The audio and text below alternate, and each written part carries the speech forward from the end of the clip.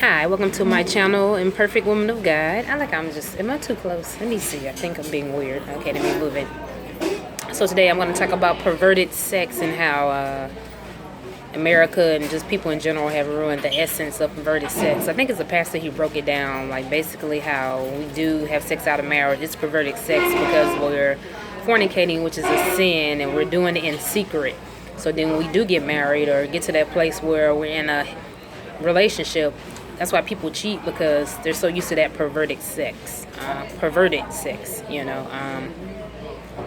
the porn and all that stuff, and a lot of corruption. Just in general, the music, has ruined what God said was good in the beginning when He made Adam and Eve. Sex was good, but only in marriage.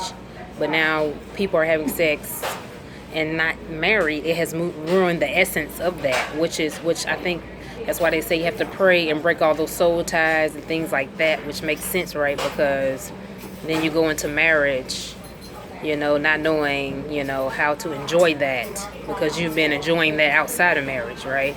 So then you get in there and you're not enjoying it at all, actually, so you want to go cheat. That's why people do that, because they're not enjoying sex in marriage, because it doesn't feel secret. It doesn't feel, I guess, in a way, secret to them. It doesn't feel, I don't know, that weird rush they have, so when they do get married, or we as people get into that situation of a relationship, you tend to cheat.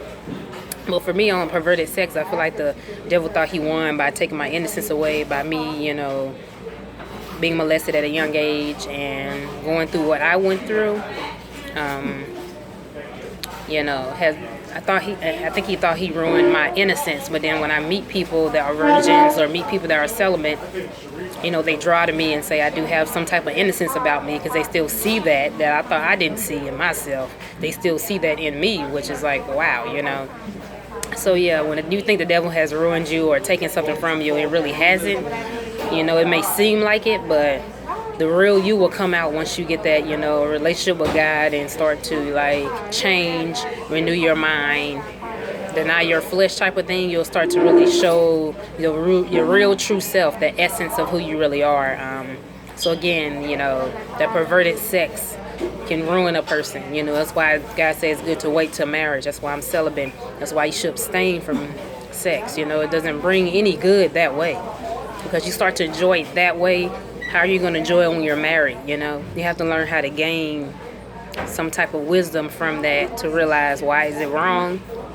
And I feel like a lot of guys definitely need to gain that type of wisdom to understand why it's wrong. Because I meet a lot of guys that don't think it's wrong. They don't think perverted sex is wrong. Having sex out of marriage, fornicating, it's all the same. It's wrong. People think you're supposed to have oral sex in marriage. That's a no. You're not supposed to do that either. That is wrong. That's an unnatural thing that is frowned upon in the Bible. And this is the New Testament. It's not the Old Testament. This is the New Covenant. So I just want to break that down on a deeper understanding, very simple.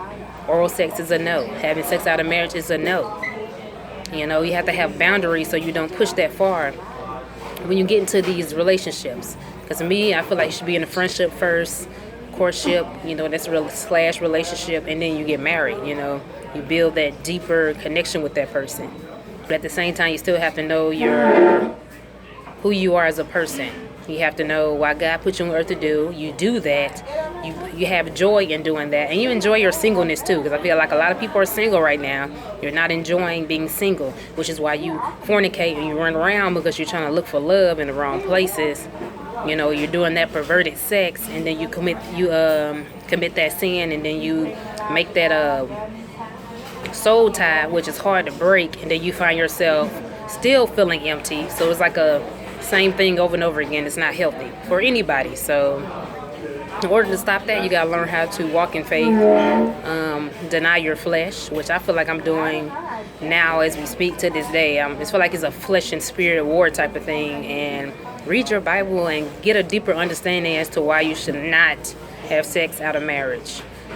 Why you should not do these things, because you continue to do these things, it will bring you deeper into that dark, dark place when we are supposed to be the light. We're supposed to stand out. And it's hard, I feel bad for the people that are virgins or who are waiting to marriage, because it's like society puts so much pressure on y'all to have sex. It's like, even like a lot of virgins say they still think about sex even though they're not married. So it's like, because you live in this perverted sexual world where it's all wrapped around sex. Then you have the girls, we don't be helping the situation, dressing all crazy. And you have the guys with all their muscles out, wearing super tight shirts. It's like we are around that type of way of living. It's normal to have sex out of marriage. It's normal to create these soul ties that are not healthy. And then you find yourself with somebody 9 to 8 years that you have nothing in common with. That's not a man and woman of God. You're unequally yoked, and then you're unhappy.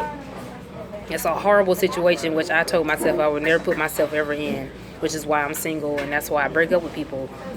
I chose to break up with these guys. It was a personal choice, because I'm not going to be with somebody that wants to still have sex, wants to still turn up and drink. God put me on earth to do more things in life, right? You know? So I feel like I'm building on that. Yeah. So